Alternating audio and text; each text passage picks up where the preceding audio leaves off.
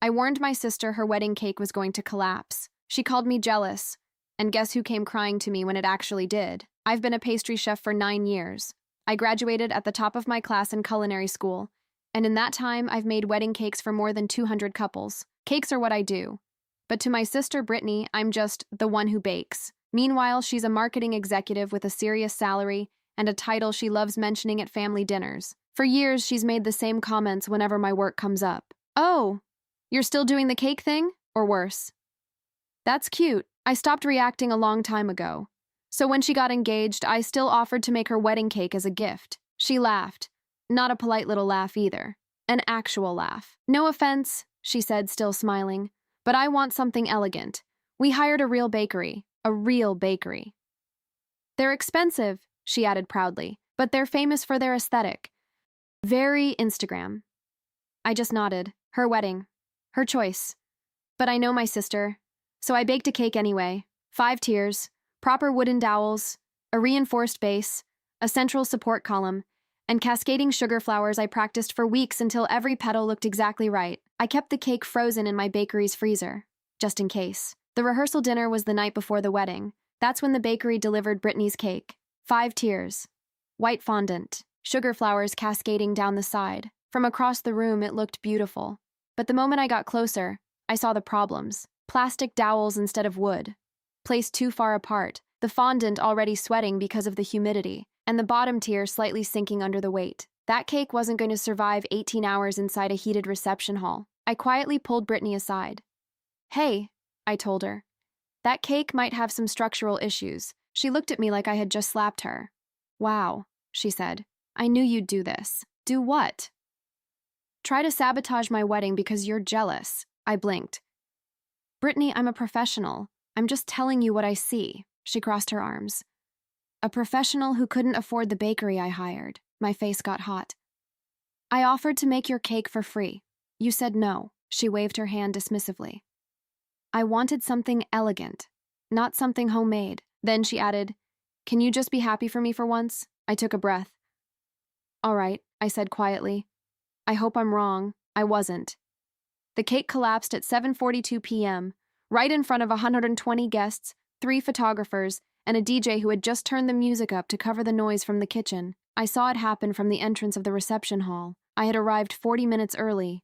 No one asked me to come. Brittany definitely hadn't thanked me in advance, but I showed up anyway. Because I'm a pastry chef. 9 years in this job teaches you certain things. Fondant sweats in humidity. Plastic dowels can't distribute weight correctly in cakes that heavy. And a heated reception hall in January is the worst possible environment for a poorly built cake. I came because the night before I told my sister exactly what was going to happen.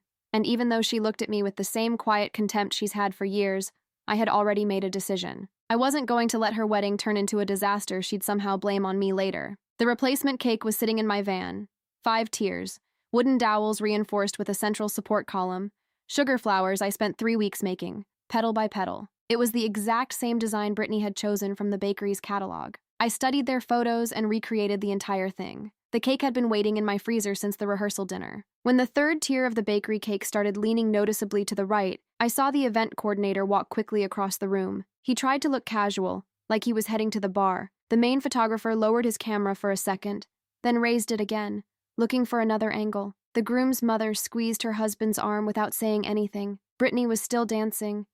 The 4th tier collapsed first. It happened slowly, like watching a damp wall begin to crack. The white fondant bent outward. The whole tier shifted several inches. Then someone screamed. The DJ cut the music. The entire room went silent. 3 seconds. The longest 3 seconds of my life. Then everything happened at once. The crash of cake hitting the table, the sound of glass breaking, a little girl crying somewhere near the back, and Brittany's voice. I had never heard it like that before. "No, no, no!" Her husband grabbed her arm. The coordinator was already leaning over the table, trying to stabilize what was left of the bottom tiers. Waiters started running. One of the bridesmaids, Kayla, looked across the room and spotted me standing near the entrance. She knew. She was the one who called me earlier that day. At noon, she had asked me quietly if I really thought the cake might collapse. I told her yes. She asked if there was any kind of backup plan. I told her I had one. Now she rushed toward me, eyes wide. "Is it in the van?" she whispered. Yes. How long would it take you to set it up? 20 minutes, I said. If 2 people help me. She nodded immediately. I was already walking toward the exit. I didn't tell Brittany. This wasn't the moment. She was standing in the middle of the ballroom crying, frosting smeared across the edge of her dress while she stared at the remains of her $3,000 cake. Her husband held her. His mother was arguing with the coordinator. No one was paying attention to me. I stepped outside into the parking lot and opened the van. Then I started unloading the boxes. Kayla arrived 2 minutes later with 2 waiters behind her. I told them you're the bride's sister, she said quietly, and a professional baker. Good. They think you brought a replacement cake. I did, she hesitated. Should someone tell Brittany? Not yet, I said. First we build the cake, then she decides what to do with it. We worked fast.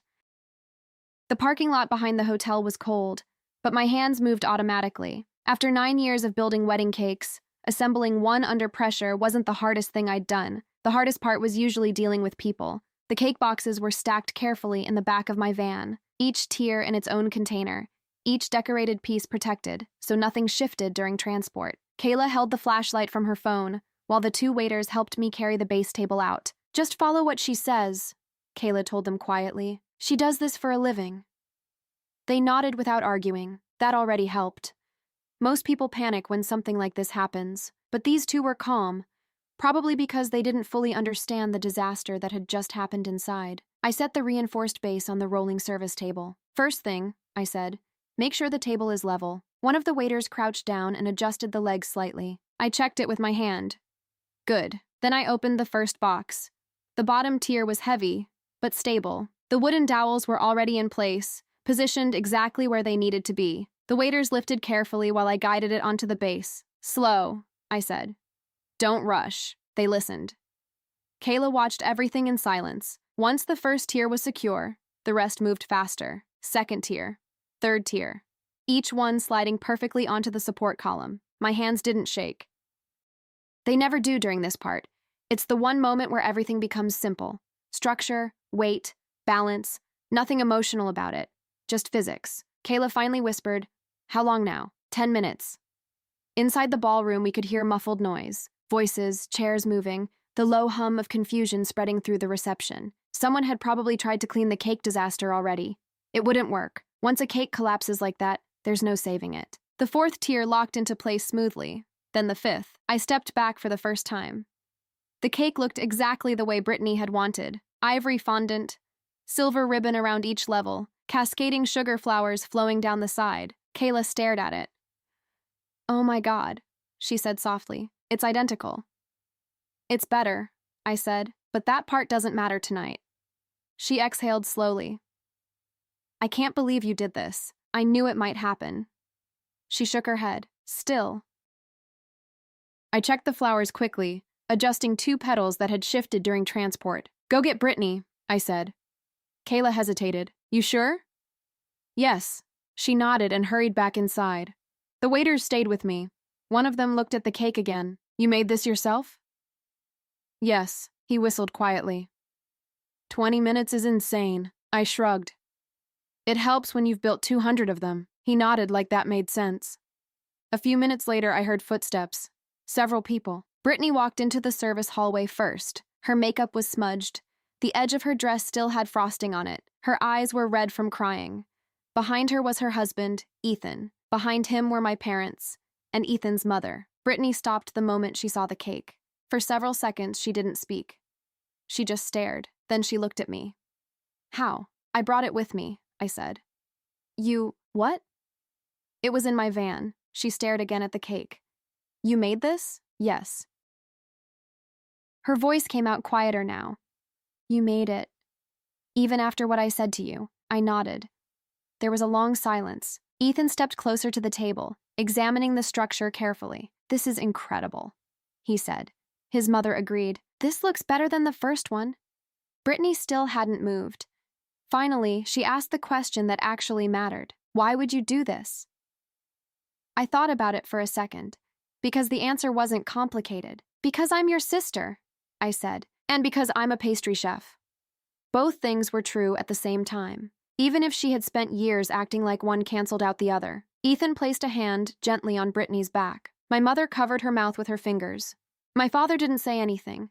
He just kept staring at the cake like he was seeing something new. Brittany opened her mouth, closed it, then nodded slowly. Okay, she said quietly. Okay. It wasn't a full thank you. It definitely wasn't an apology. But it was the first time in years Brittany didn't have an argument ready. For us, that was new. The waiters carefully rolled the cake back into the ballroom.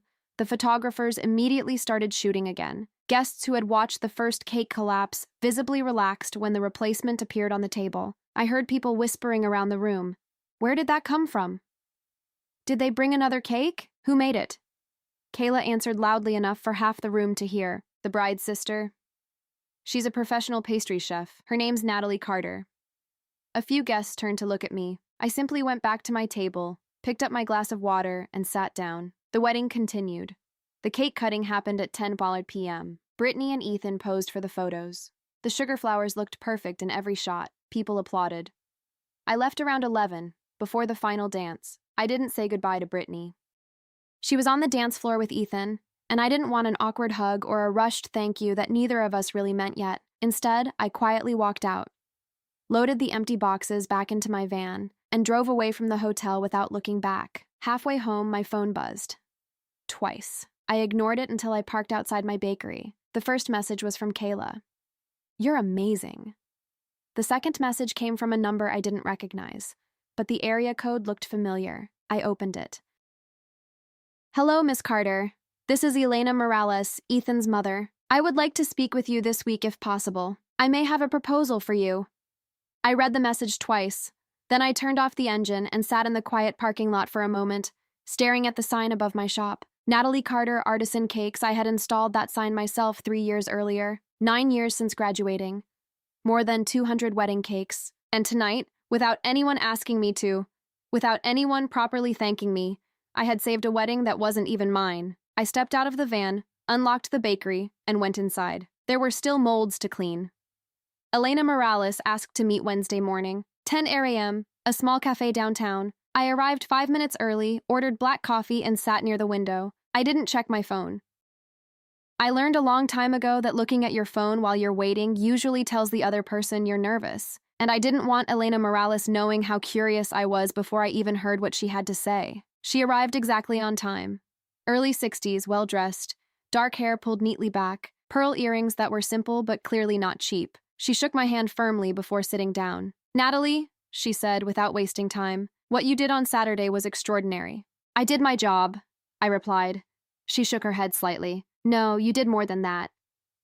Her eyes stayed on mine. You knew the cake would collapse. You warned your sister. You were ignored. And you still prepared a replacement. She paused. That isn't just professionalism. That's character. I didn't answer. I let her continue. I own an event planning company, she said. High-end events. Weddings, anniversaries, large celebrations. What kind of scale? I asked. Our clients usually spend $50,000 or more. She took a sip of tea. I've worked with the same bakery for 8 years. She paused again. The same bakery that ruined my son's wedding. I didn't say anything. I know them well, she continued. Beautiful presentation. Excellent photography. But structural problems have been happening for at least 2 years. I raised an eyebrow slightly. You've noticed? I've heard things. She leaned forward a little. 3 different pastry chefs had to step in during events where their cakes failed. I nodded. That tracks. In this industry, I added, people don't talk publicly about those things. No one wants the conflict.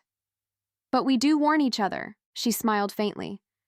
I suspected that. Then she reached into her bag and took out a folder. I want to offer you an exclusive contract. I stayed still. For all events organized by my company for the next 12 months. How many events? 12 already confirmed. Minimum pastry budget, $4,000 each. I did the math automatically. $48,000 guaranteed, just from her company. That was almost double what my bakery made the entire previous year. I would need time to organize production, I said carefully. I work with 1 assistant right now. I expected that, she said. That's why the contract would start in 60 days. Enough time to hire staff and expand. I took a sip of coffee. Why me? I asked. There are larger bakeries with more capacity. Because I saw how you work under pressure. She didn't hesitate. In a parking lot, with 2 waiters you had never met, In less than 20 minutes, you built a cake that was technically better than the original. She folded her hands. That tells me everything I need to know about how you work when nobody is watching. 40 minutes later, I walked out of the cafe with her business card in my pocket and a verbal agreement we would finalize the following week. I walked 2 blocks before I allowed myself to smile. My phone rang that afternoon. It was Brittany. I let it ring twice before answering. Not to punish her, just to decide what tone I wanted to use. When she spoke, her voice sounded different from Saturday, more controlled, more like the Brittany everyone else knew. I wanted to thank you, she said, for the cake. I know, I said. Short silence. Ethan wants to thank you too, she added. He says you saved the night. I'm glad the wedding ended well. There was a pause. Natalie, she started, then stopped. It was the first time in years she had called me Nat. I know I wasn't fair to you at the rehearsal dinner. I waited. What I said about a real bakery, she sighed. That was unnecessary. It wasn't a full apology. She didn't mention the years of comments, the family dinners, the laughter when I offered to bake the cake, but it was something.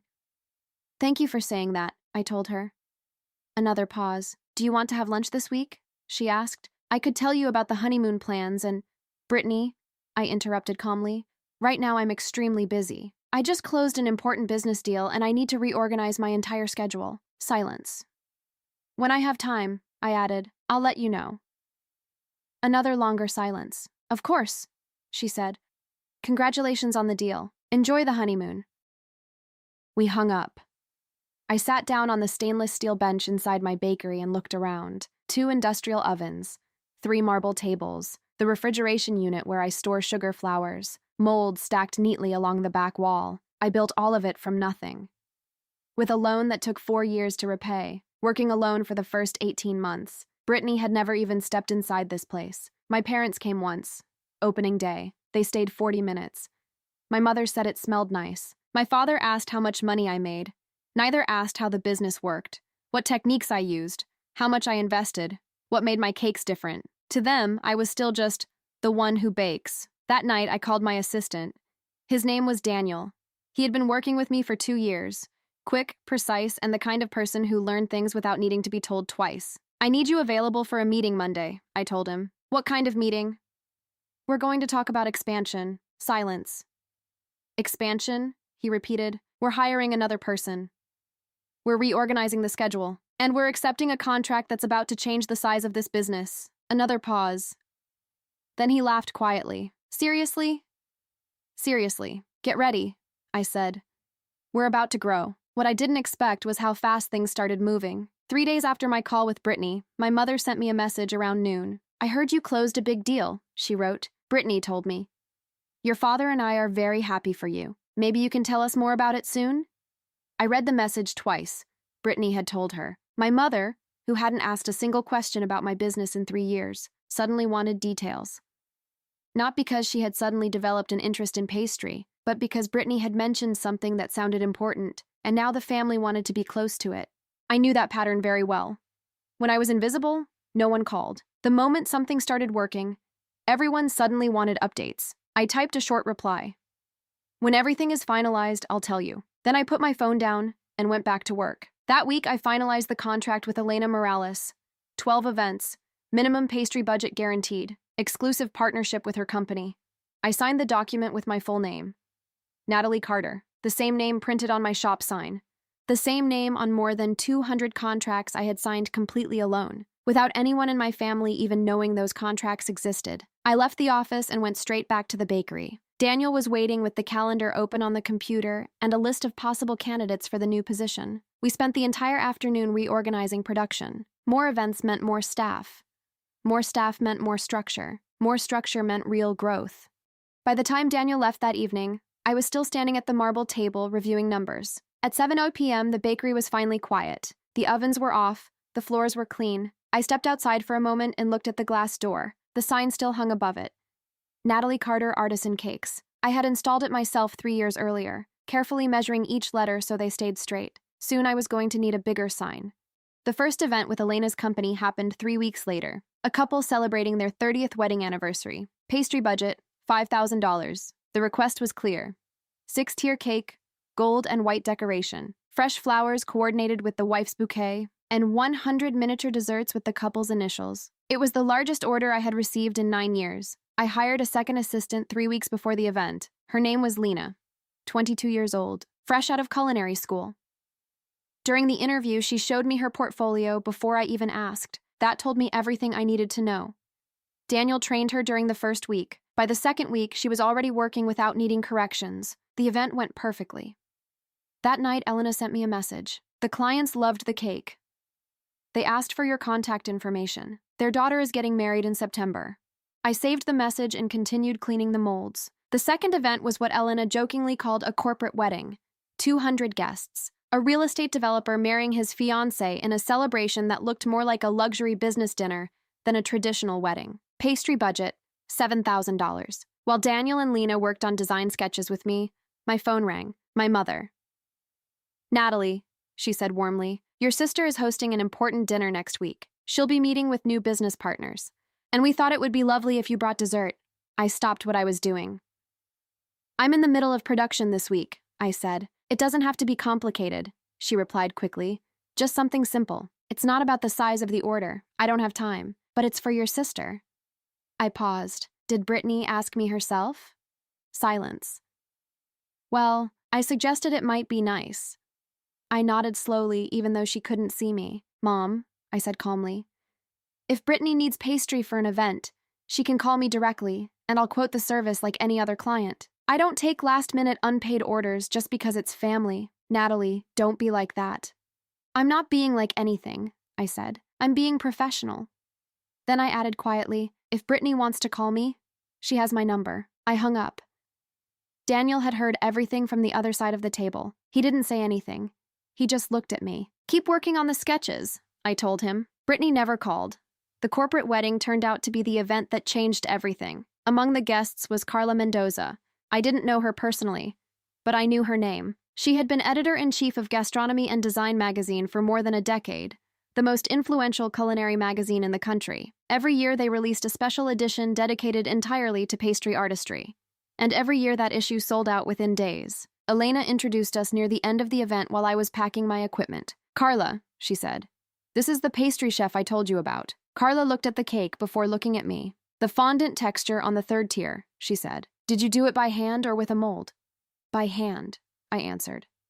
Molds don't give the depth I want. She nodded slowly, like that confirmed something. Do you have social media? She asked. Instagram. Not very active. I don't always have time. Website? Basic. I built it myself 2 years ago. How many events do you handle per month? 6 right now. I'm expanding. She took a card from her pocket and handed it to me. I'm preparing this year's pastry special edition, she said, and I would like to feature your work. A 3-page profile. Photography in your bakery, interview, production process. Are you interested? I looked at the card. Yes. When do you need an answer? This week. The issue closes in 6 weeks. I'll message you tomorrow, I said. Carla walked away. Elena waited until she was gone before speaking. That woman doesn't offer profiles easily, she said quietly. In 12 years, I've only seen her do that 3 times. And all 3 of those chefs now have national businesses. I slipped the card into my apron pocket. The next morning at 8 a.m., I sent Carla an email. We scheduled the photo session for the following Thursday. She would bring her photographer. I would prepare the bakery and demonstrate real production so the images showed actual work, not just finished cakes. Wednesday night, while I was deciding which pieces to showcase, someone knocked on the bakery window. I looked up. Brittany was standing outside, hands in her coat pockets, waiting. I opened the door. Can I come in? She asked. I'm working. It'll only take a minute. I stepped aside. She walked in slowly. Her eyes moved around the bakery, the ovens, the marble tables, the flour refrigerator, the molds along the wall. This place is bigger than I expected, she said. I didn't respond. Mom told me about the phone call. She paused. You were right. If I needed something, I should have called you myself. Yes. She took a breath. Can I hire you for an event next month? Small dinner. 10 people. Something elegant. I looked at her. Send me an email with the date, details, and approximate budget. I'll send you a quote within 48 hours. She blinked. A quote? Yes. That's how I work with every client. But I'm your sister. I know, I said, and I can offer you a fair price. But I work with contracts and a 50% deposit, with everyone. She studied my face for a moment, then nodded slowly. Okay, is that all? I asked. Yes. She turned toward the door, then paused. Natalie? Yes. The cake at the wedding? I waited. She hesitated, then simply said, thank you, and left. I locked the door again, then went back to the work table and continued preparing for the magazine photo shoot. The photo session with Carla's team lasted 4 hours. Her photographer arrived with 2 cameras, 3 lenses, and almost no instructions. That was the part I liked most. He didn't ask me to pose. He didn't ask me to smile. He just said one thing: pretend we're not here. Just work. That was easy. I started with sugar flowers, petal by petal, shaping them the same way I had done thousands of times before. Carla stood nearby, watching quietly. Every now and then she asked a question. How long does one flower take? 40 minutes, I said. Sometimes 2 hours if it's more complex. She nodded and wrote something down. Then we moved to fondant work. I rolled it out across the marble table, textured it by hand, and wrapped it around a practice tier while the photographer circled slowly. He took pictures of my hands more than anything else. The tools, the process, the details. After that, I assembled a full cake tier from start to finish, stacking the supports, testing the weight, explaining why structure mattered more than decoration. Carla listened carefully. Near the end, she asked the question every journalist eventually asks. When did you know this was going to be your career? I thought for a moment. Probably the first time a cake survived 6 hours inside a hot ballroom and still looked perfect in the photos. She smiled. That's a very technical answer. It's an honest one. The photographer finished taking the last shots. Carla reviewed the images on the camera screen. She stayed silent for almost a full minute. Then she said something that made Daniel and Lena stop working. The profile is going on the cover. I blinked. You're serious? She nodded. Very. The magazine was released on a Tuesday morning. Daniel arrived at the bakery at 8 a.m. carrying 2 copies under his arm. He didn't say anything. He simply placed one on the work table in front of me. I looked down. My photo filled the bottom half of the cover. I was standing at the marble table shaping a sugar flower. The bakery blurred softly behind me. The headline read, Natalie Carter, the pastry chef building an empire, petal by petal. Inside the magazine were 3 full pages. Photos of the bakery, photos of the cakes, photos of the process, and an interview where I talked about the craft, about structure, about why a cake that collapses isn't just an aesthetic failure, it's a technical one. I never mentioned Brittany. I never mentioned the wedding. Carla had asked if there was a moment that changed my career. I told her about the first time one of my cakes survived extreme heat and still looked perfect hours later. That was enough for her. By 10 a.m., I had 47 new messages on Instagram. By noon, it was over 200. The bakery phone rang so many times, Daniel eventually suggested something obvious. We need a contact form on the website. We added it the same day. The calls kept coming. Weddings, corporate events, private parties. At 2 p.m., Brittany called. I saw the magazine, she said. The photo is really good. Thank you. The article, too. Why didn't you tell me you were going to be on the cover? I thought for a second before answering. Because it wasn't information you needed before it came out. Silence. We're sisters, Natalie. Yes. When you signed important deals at your job, I said calmly, I found out during family dinners. Not before. This is the same. No, it's not. Why not? She didn't answer right away. When she spoke again, her tone had changed slightly. Not defensive. More uncertain. Did you send the quote for my event? I sent it this morning. Check your email. I will. We hung up. The quote was standard. Fair price. No family discount. Same terms I used with every client. If Brittany had a problem with that, it was her decision. What I didn't expect was my mother. She called Thursday night. Your Aunt Carmen saw the magazine at her doctor's office, she said excitedly. She called to ask if I knew you were on the cover. I stayed quiet. Your father saw it too, she continued. He's very proud. He says he always knew you would go far. That stopped me. Mom, I said calmly. Dad asked how much money I made the day I opened the bakery. You both left after 40 minutes. She hesitated. I'm not saying that with anger, I added. I'm saying it because it's true. You haven't visited since. You never asked how the business works. What I actually do. Another pause. Valentina, we made mistakes. I know. Will you give us a chance to fix them? I leaned back against the work table. What does fixing them mean to you? Your father wants to visit the bakery again, she said, to really see it. Not just for a few minutes. I thought about it. Maybe the magazine triggered it. Maybe it was guilt. Maybe it was both, but it was still something. I'll be here Saturday at 9, I said. You can come then. They arrived at 9:15. My father stepped inside first. He stood in the middle of the bakery and slowly looked around. The ovens, the marble tables, the cooling racks, the shelves full of molds. My mother walked straight to the flour refrigerator and stared through the glass. How long does something like this take? My father asked, pointing to a sugar flour. That one? I said. 40 minutes. Some take 2 hours. He nodded slowly. Show me how the oven works.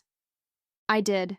Temperature controls, heat distribution, different baking methods depending on the cake. He listened carefully. Not the polite listening people do when they're waiting to talk. Real listening. Like someone finally trying to understand something they ignored for too long. My mother sat near the work table. Can you show me how to make one of those flowers? I showed her. The morning passed quietly. No dramatic apologies. No big emotional speeches.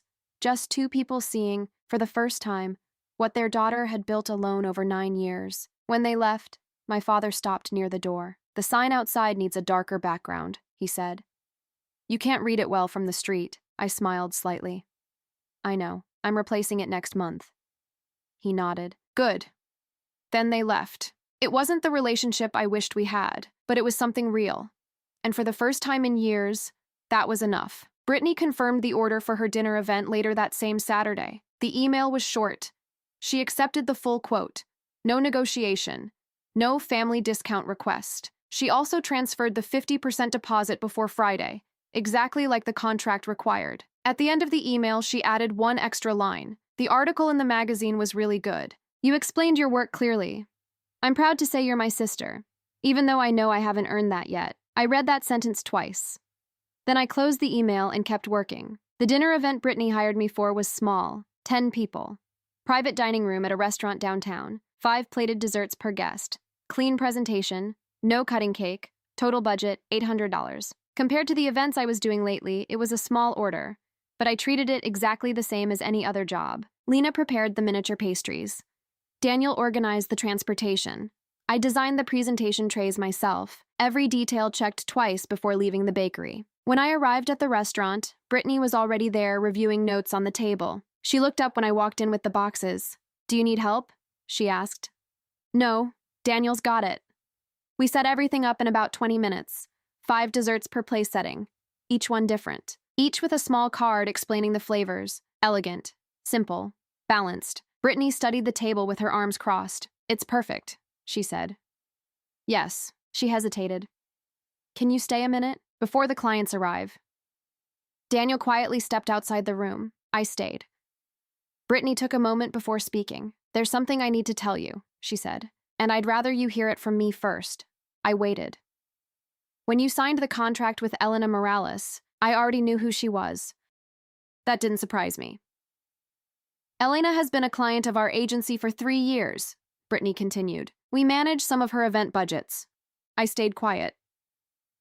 When I heard she hired you, she said, I talked to my business partner, Mark. I told him Elena had a new pastry chef and that we should include you in our official vendor recommendations. And? He said no. I frowned slightly. Why? He said mixing family members with high-budget clients wasn't a good idea. If something went wrong, it could damage our relationship with Elena. And you accepted that? At the time, yes. She looked down at the table. I shouldn't have. You had the chance to recommend me, I said calmly. And you didn't. She nodded. Yes. There was a moment of silence. Why are you telling me now? I asked. Because Mark resigned last week. She opened a folder and pulled out 3 printed pages. And because while reviewing the contracts he managed, I discovered something. She slid the papers across the table. Something that affects both of us. I looked down. Lists of events, budgets, vendor names. What am I looking at? I asked. For the last 2 years, Brittany said slowly, Mark has been directing pastry contracts to one specific bakery. That's not unusual, I said. Except this one. She pointed to the company name. The bakery belongs to his girlfriend. I looked up. How much money are we talking about? In 2 years?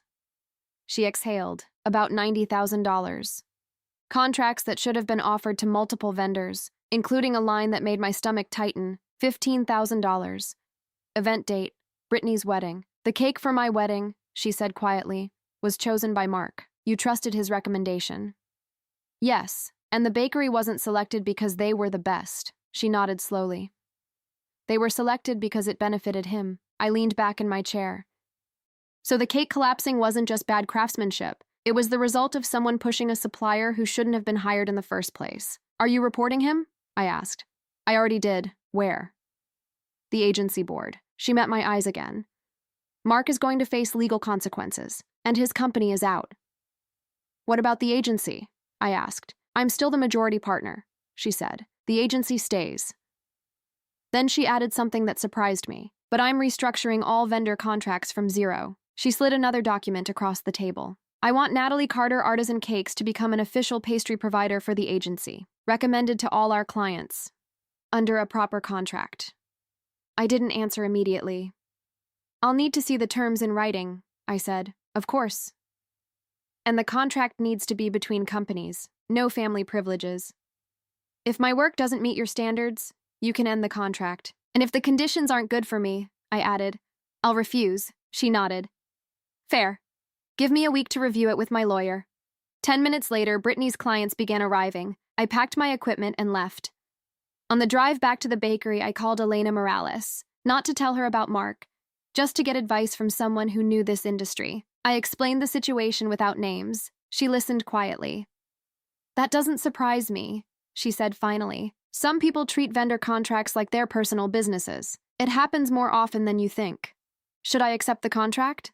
I asked. That depends on the conditions. If the terms are clean and the work volume is real, yes. If there are hidden clauses that trap you, no. Then she asked something. Is the agency run by your sister? Yes. She paused. Then check one thing very carefully. What? Make sure there's no exclusivity clause that prevents you from working with other planners, especially me. That's the first thing I'll check, I said. Good. Then she added something else. The couple from the anniversary event confirmed the wedding for their daughter. What's the pastry budget? I asked.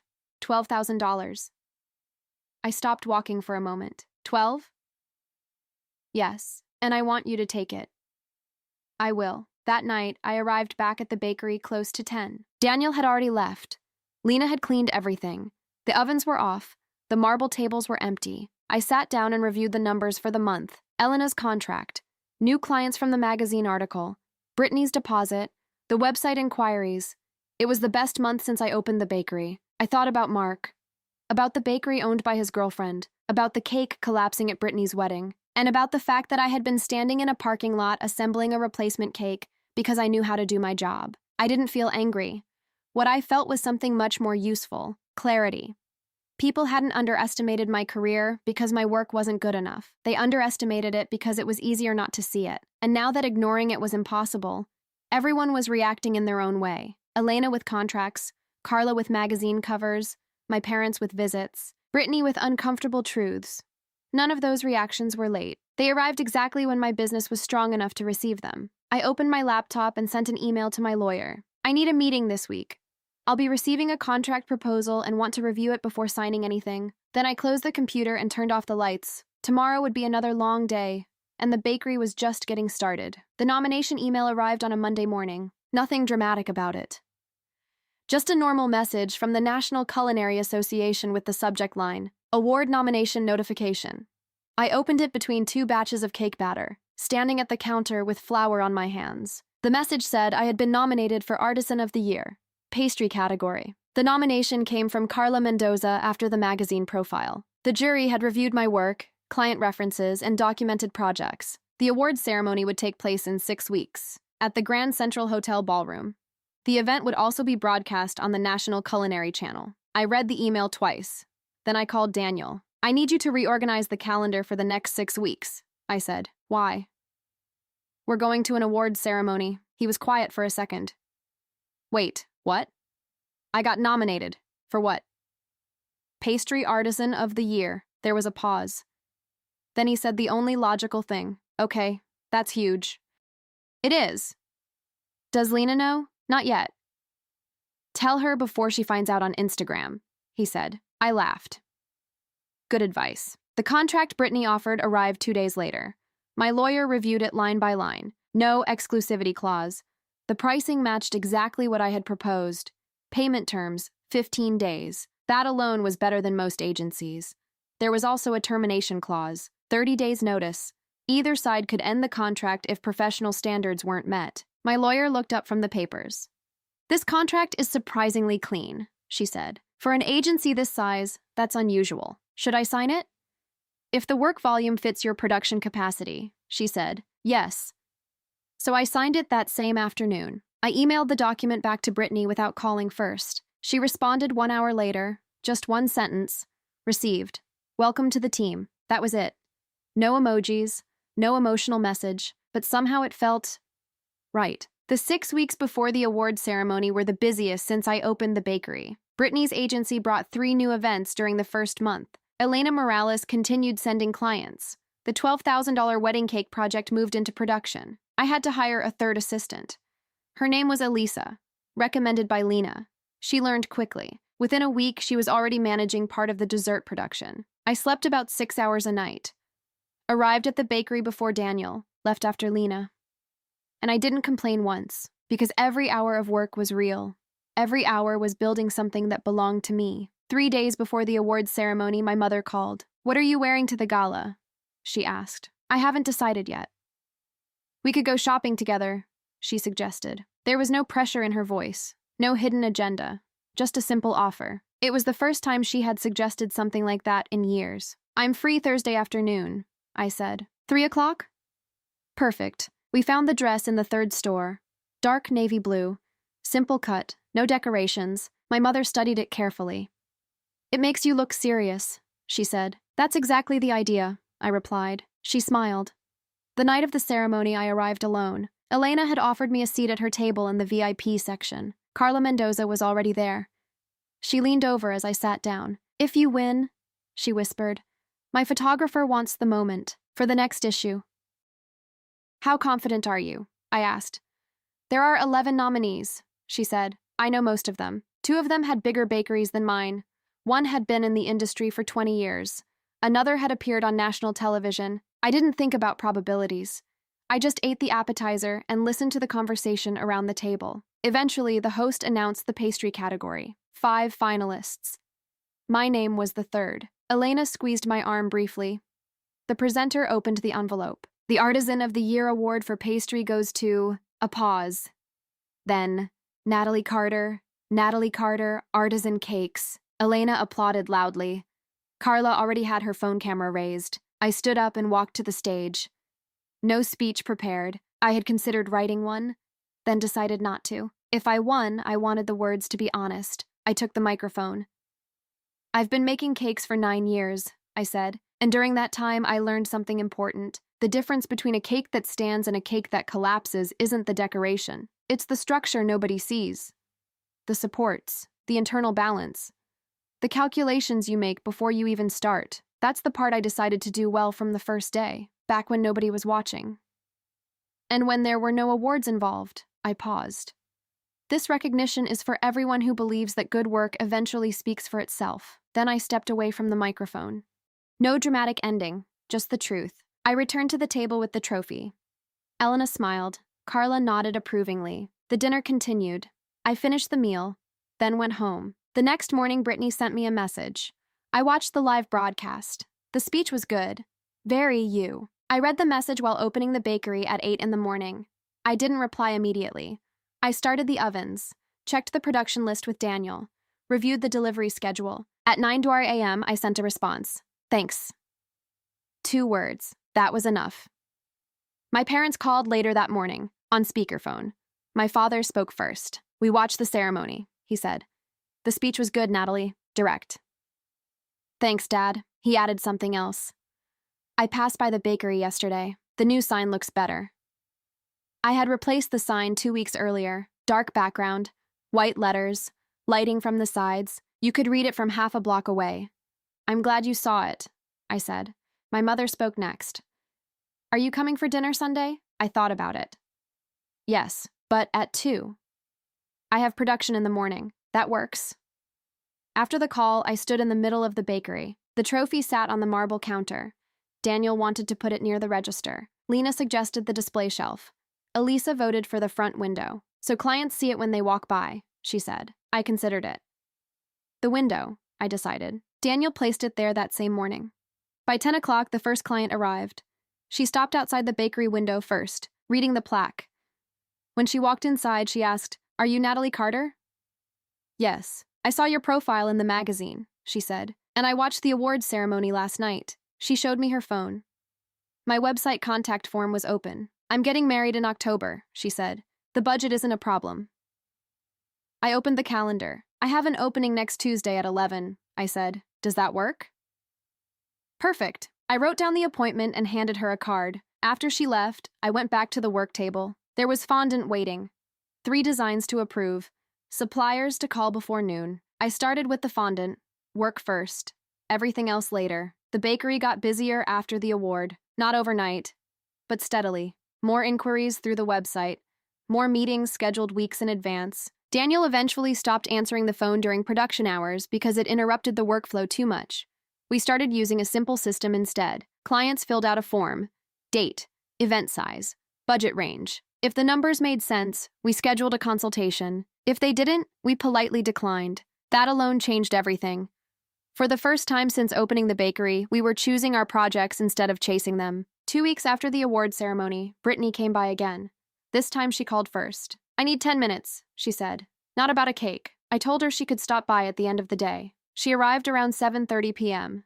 Daniel and Lena were already gone. Elisa was finishing inventory in the back. Brittany stepped inside and looked around the bakery again. Her eyes paused on the trophy in the front window. "You put it where everyone can see it," she said. "That was the idea." She nodded, then sat down across from me at the marble table. "There's something I never told you," she said. I waited. "It's about when you first opened this place. That surprised me." "What about it?" She folded her hands. "The bank loan you got, yes?" "You almost didn't get approved." I frowned. "I remember the meeting. They told me it was close." "It was worse than close," she said. "You were rejected the first time." That part I knew. I had applied again 3 weeks later. "Why are you telling me this now?" I asked. She hesitated. "Because the second approval wasn't random." My stomach tightened slightly. "What do you mean?" Brittany looked down at the table for a moment before answering. "The bank manager knew me." I blinked. "You helped?" She nodded. "I didn't co-sign anything," she said quickly, "but I vouched for your business plan." "You never told me that. I wasn't supposed to." The room stayed quiet. I tried to process it. For years, I believed I had built the bakery completely alone. The loan, the equipment, the renovation, every long night, every risk. And now she was telling me that at the very beginning, she had quietly pushed the door open. "Why keep that secret?" I asked. Brittany gave a small, tired smile. "Because back then, you already thought I didn't respect what you did. And honestly, I didn't." She didn't look away. "But I did respect how hard you were working. That part was obvious." I leaned back in my chair. "So you helped me, but still spent years making fun of my career." She winced slightly. "Yes, that doesn't make much sense." "No," she said, "it doesn't." She took a breath. "I spent most of my career in corporate marketing. Big presentations, big numbers, big clients. And compared to that, baking looked small, until your cakes started showing up everywhere." She gestured around the bakery. "Until people started talking about you. Until the magazine. The award. And the night of my wedding," she paused. "When I saw you rebuild that cake in the parking lot." Her voice softened. "That was the first time I actually understood what you do." I didn't say anything, because part of me had already known that. Moments like that change how people see things. Brittany continued. "There's one more reason I wanted to come today." "What is it?" She took out a folder. Inside was another contract. "My agency is expanding," she said. 2 new planners joined this week. We're opening a second office, and I want your bakery to stay our primary pastry partner." I opened the document. It was an extension of the existing agreement. More events, larger budgets, more predictable scheduling. You're growing fast, I said. So are you. We both knew that part was true. I closed the folder. I'll review it with my lawyer. Of course. She stood up. Before leaving, she paused near the window, looking at the trophy again. You know something? She said. What? That cake collapsing at my wedding. She shook her head slightly. It might have been the best thing that could have happened. I raised an eyebrow. That's a strange way to describe it, maybe. But if it hadn't collapsed, she turned toward me. No one in that room would have seen what you're actually capable of. She walked to the door, then added one last thing, and neither would I. Then she left. I stayed in the bakery for a while after that, just standing near the window, looking at the street outside. The trophy reflected softly in the glass. 9 years, more than 200 wedding cakes, one collapsed cake, one replacement built in a parking lot. And somehow that moment had changed everything. Elisa came out from the back. Everything okay? She asked. Yes. I grabbed my jacket and turned off the lights. We open again at 8 tomorrow. She nodded. As I locked the bakery door, I looked once more at the sign above it. Natalie Carter, Artisan Cakes. 3 years ago, I installed those letters myself, carefully aligning them so they stayed straight. Soon I would probably need a bigger sign. But for now, this one was enough.